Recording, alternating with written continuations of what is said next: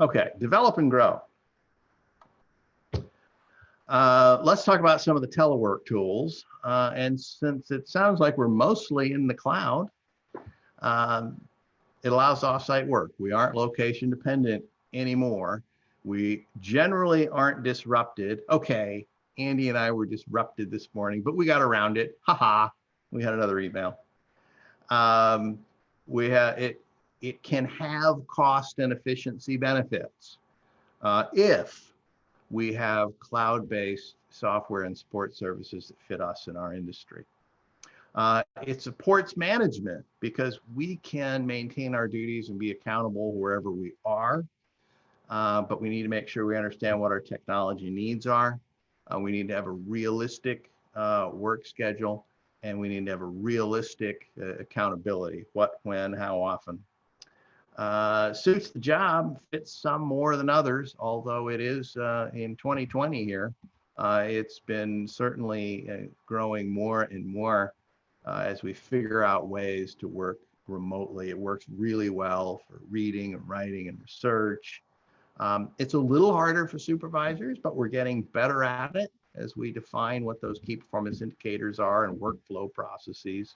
And it really isn't all or nothing. It's not that we are all telework or not telework. Now, some of the popular telework tools that are going to fit with the way we relate with customers is the ability to chat. It facilitates the on-the-fly stuff. Web conferences like this, Zoom. One thing to think about with phone, actually with everything, with our brand, with us as a person, is that we have one identity. And we want to be as close to each individual has one identity on all devices as possible, so that I can find you, you can find me, we can find whomever as quickly and easily as possible. We may need to be able to do screen sharing with people for problem solving and other purposes. That's something that may need to be built into our app, and it's something we don't always think about. Well, with things like fulfillment, somebody calls us up with a problem. I'm trying to find a widget to solve this problem.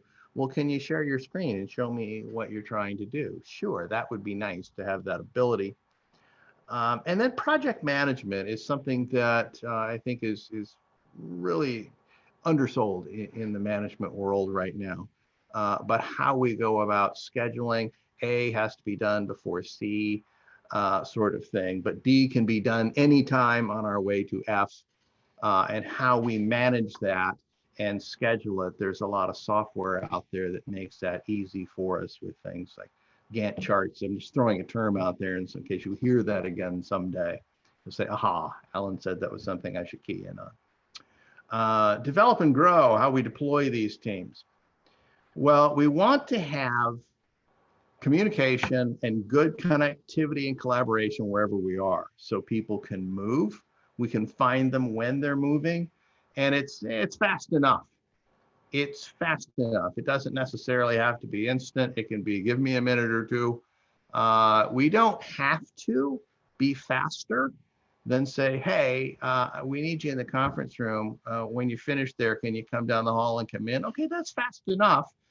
Whether we're in the same office or if you're using a phone. So we don't want to be disruptive, but we want to be fast enough. We want to consider security, privacy, and data safety. So whole new sphere here, dealing with firewalls, network tunnels, anti-malware protocols. So we have to say, okay, you can use these devices, you can't use those devices. This is how you get in, this is how you can't get in. And we may be looking at an outside vendor to manage that situation for us. It needs to be manageable. We need to have the ability to manage and understand. I think I said earlier that we want to be really careful with who owns control of things. You own control of things. You do not want to have a vendor. I forbid you from having a vendor who controls your Facebook page or your Google Analytics and won't let you have it for whatever reason.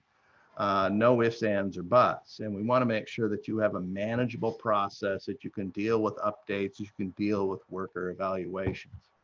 Oh, but how do I really feel about it, right? The roles of sales and customer service tools. Well, what are we doing here? What are we talking about? Well, we're talking about using technology to support human relationships.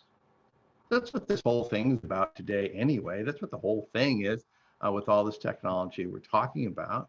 Now, some of that is sales, some of that is service, but we're using technology to share experiences, share information, to exchange ideas and thoughts and things. So we don't want to go and say, well, we're really after technology. No, we just want better human relationships. And as a result of that, we're going to use technology.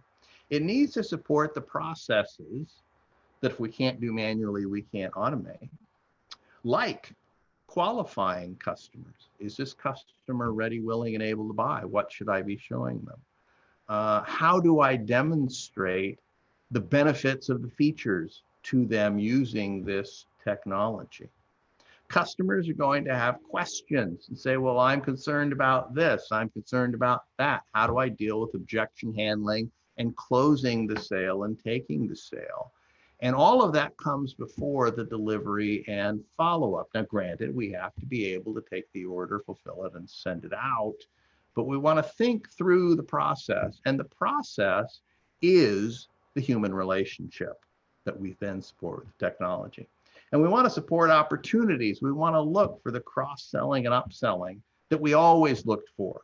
We want to look for the referrals, which online gives us the ability to go viral.